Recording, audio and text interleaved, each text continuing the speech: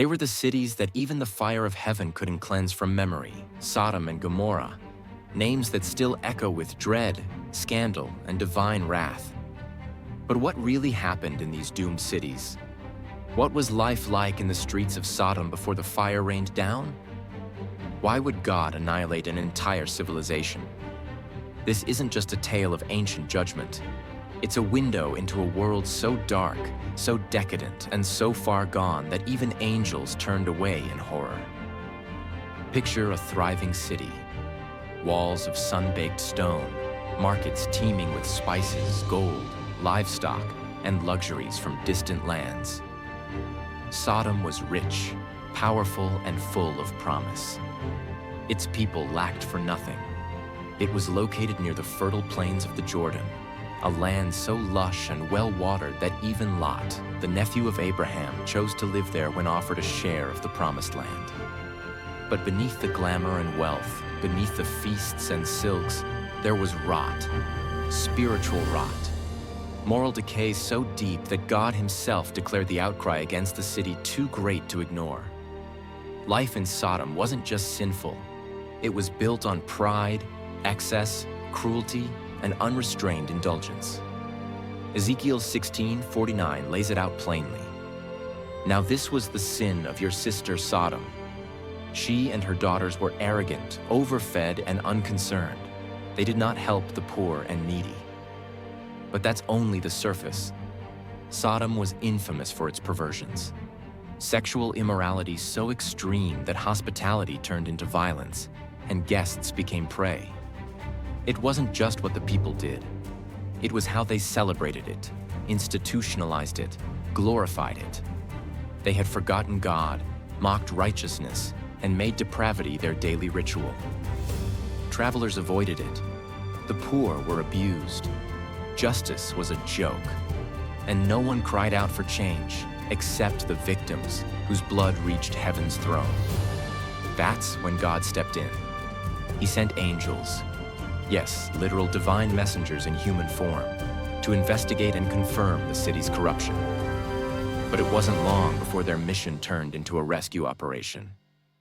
They arrived at Sodom's gates, dusty from travel, appearing as ordinary men. Lot, still clinging to righteousness, welcomed them into his home. But by nightfall, the entire male population of the city surrounded his house, demanding to know the visitors in the most violent and vile way imaginable. Think about that. An entire city mobilized not to celebrate or worship, but to assault. The angels, those radiant heavenly beings, witnessed the wickedness firsthand, and their judgment was swift. They struck the mob blind, but even then, the men groped in the dark, desperate to commit their evil. That's how far gone they were. There was no repentance, no regret, no realization, only rage and lust. And so, the angels gave Lot a command: get out, now. At dawn, fire and brimstone rained from the skies. Not metaphorically, literally. Burning sulfur, possibly from an eruption or divine combustion, obliterated the cities and all who lived in them. The lush plains became wastelands. The grand buildings crumbled into ash. Life, once lavish and full of decadence, vanished in a flash of divine fury. Lot and his daughters escaped, his wife looking back and turning to a pillar of salt, not just for her backward glance, but for her longing heart, her unwillingness to let go of a cursed world. Why did God destroy Sodom and Gomorrah? Because they crossed the line, morally, spiritually, irreversibly. These cities weren't destroyed because of one bad day or a few bad people. It was centuries of rebellion, a culture built on cruelty, arrogance, and lust. There were no innocents left, only Lot and his family, and even they had their flaws. This wasn't divine overreaction. It was divine justice. It was a warning, a cosmic message etched in fire across the pages of history. There comes a time when evil becomes so entrenched that mercy must make way for judgment. And yet, even in destruction, there was grace. Abraham had interceded for the cities. He had asked God to spare them if even 10 righteous people could be found. But not even 10 were there. That's how deep the rot went. Still, Lot was saved, not because he was perfect, but because he feared God and showed hospitality to the angels. He was a remnant, plucked from the fire, a symbol of how God always offers a way out to those who are willing to listen. What's chilling is that Sodom and Gomorrah weren't anomalies.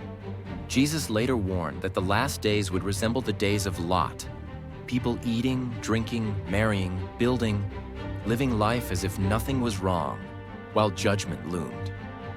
The story of Sodom isn't just ancient history. It's a mirror, a reflection of what happens when a society turns its back on truth, on compassion, on God. It shows how power without morality leads to oppression, how pleasure without limits leads to ruin, and how silence in the face of evil becomes complicity.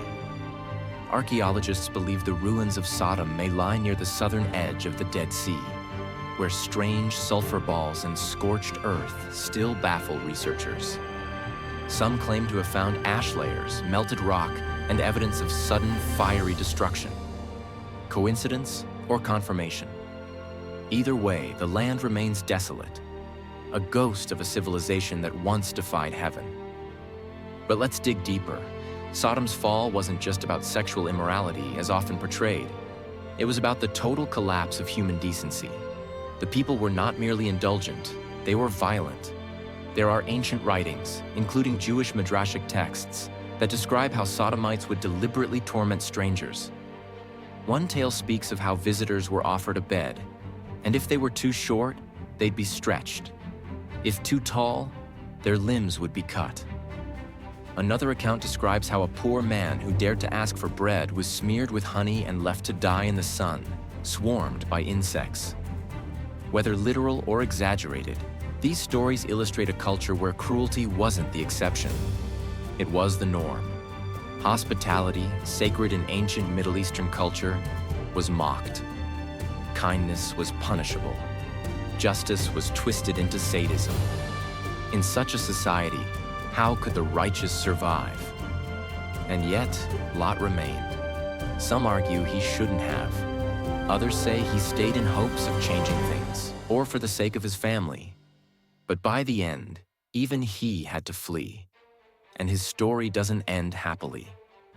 His daughters, traumatized and believing the world had ended, made choices that echoed the twisted morality of the city they'd just escaped. The sin of Sodom left a scar, even on the survivors. That's the true horror of moral collapse. It doesn't just destroy buildings. It poisons hearts. It rewrites consciences. It turns victims into perpetrators and ruins legacies. So what about today? Are we headed toward another Sodom? Or are we already there? The warning signs are eerily familiar. Arrogance without accountability, wealth without compassion, entertainment without restraint, power without morality. But there's still hope.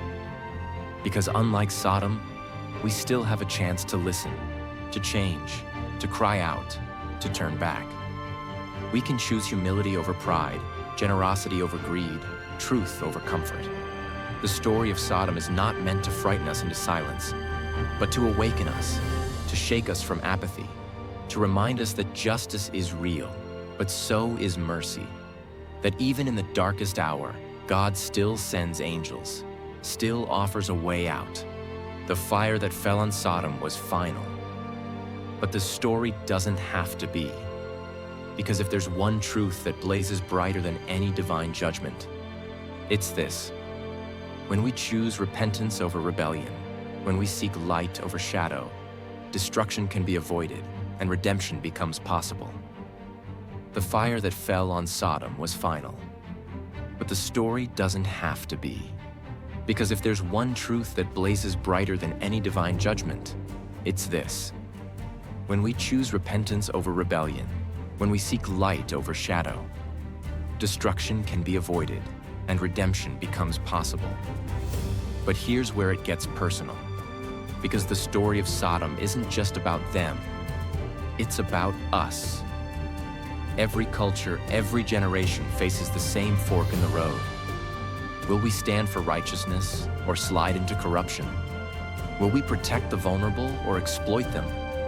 Will we defend truth even when it's inconvenient, or rewrite it to suit our desires? Sodom didn't fall in a day, it decayed slowly. One compromise at a time. One silent shrug in the face of evil. One more step away from God until the point of no return. That's what makes this story so terrifying. It's not just about fiery judgment. It's about how easy it is to drift there. Even Jesus referenced Sodom as a cautionary comparison, not just for sin, but for spiritual blindness.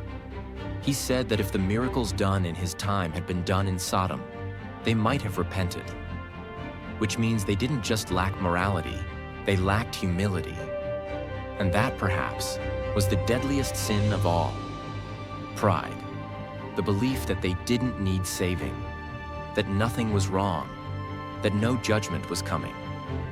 But if you're hearing this story today, if your heart is stirred or uneasy, that's not condemnation. It's invitation. An invitation to turn, to awaken, to choose a better path. Because while Sodom burned, you still breathe. And that breath is a chance, a gift, a moment of mercy in a world that desperately needs it. Don't waste it.